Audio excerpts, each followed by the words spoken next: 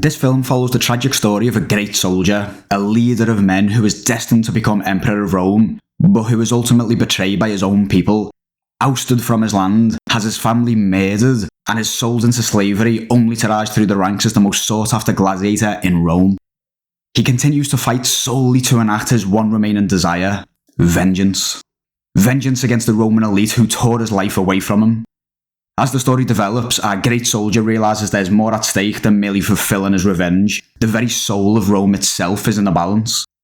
And so he, members of the Senate, and the daughter of the former Emperor of Rome concoct a covert plan for our hero to take command of 5,000 soldiers waiting in Ostia, utilising the army to take back control from the despot Emperor of Rome. And I've got to say, it's absolutely awful. Oh, sorry. Did you think I was talking about Gladiator from the relative utopia that was the year 2000? No idea what would give you that impression. No. This is the plot of Gladiator 2, Gladiate Harder. And yes, it's almost completely identical in every way to the original, except much, much worse. This must have been the quickest script ever to write, since the plot and half the dialogue were lifted completely unchanged from the original. And the lines that were newly written were constructed half as pure exposition and half as pure lunacy. At one point, the phrase, "your rage pours out of you like milk from a whore's tit," is actually uttered. And I was going to spend some time breaking down all the ways this doesn't make sense. Like the fact that despite not being a lactation specialist, I'm pretty sure milk doesn't ever pour from a nipple. And if it does, you might want to get that checked. But then I realised that to take this line seriously would be to give it far too much credit. So let's just move on. I will say this, the Rhino fight is one of the funniest things I've seen in a long time. It's not good in any way, but it's one of those things that's so bad that it's actually enjoyable. In terms of acting, Paul Mescal just drifts in and out of his native Irish accent like he's not even trying. He also spends the majority of the film looking like a slightly grumpy wee avatar. Denzel, as always, plays Denzel. Just this time it's a little bit gayer. And your character makes a few remarks throughout the film about having a relationship with other men in the film. So I wanted to ask, how gay is the Roman Empire? The entire empire, or I actually kissed a man in the film, but they took it. They cut it. I think they got chicken. Ha! Gay! Pedro Pascal is in this, just like he's in everything else. Can we please stop casting him in things? It's time to stop! Joseph Quinn is solid, but Fred Herchinger executes such an over-the-top impersonation of Joaquin Phoenix's Commodus that it's laughable at times.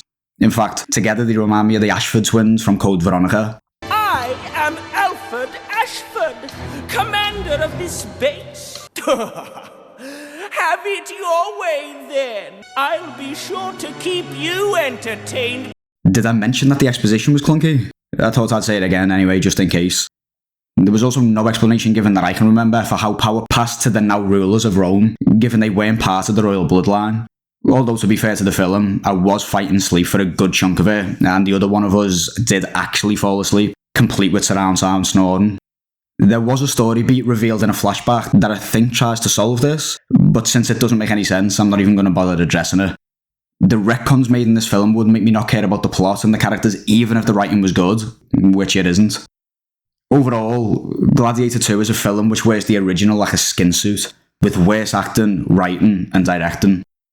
There's too much CGI and not enough heart. Our recommendation would be ignore this and just go and watch the original again. At the very least, we can just be thankful that we've seen the last of Gladiator. No, God! No, God, please, no! No! No! We're going to finish off these reviews with some quick ratings of each important aspect of the film, including plot, world building, dialogue, characters, acting, direction, and finally, genre-specific elements. First, the plot. Given this is a repackaged clone of the original, but executed with not a tenth of the heart or soul, it gets a 1 out of 10. Next, world building. Given it simply replays the plot of the first while also retconning some key aspects of the original while offering not an original of its own, 2 out of 10. In terms of dialogue, this is a mix of pure exposition, member berries, and just absolute dreck. Not a single conversation was interesting, 1 out of 10. For characters, Every single one was a mere shadow of the actual characters of the original. 2.5 out of 10. For acting, there was honestly just nothing to really connect with from any of the performances, although to be fair to them, this was likely due in large part to the script. There were some decent performances and some poor ones, so we're going to give it a 4.5 out of 10. For direction, this was again just Ridley rehashing several scenes from the original while he overlaid the previously meaningful score. The only aspect that was really new was the addition of over-the-top CGI, which made several scenes just look downright silly. 3.5 out of 10. Finally, genre-specific elements. For a historical epic, the film meets neither criteria.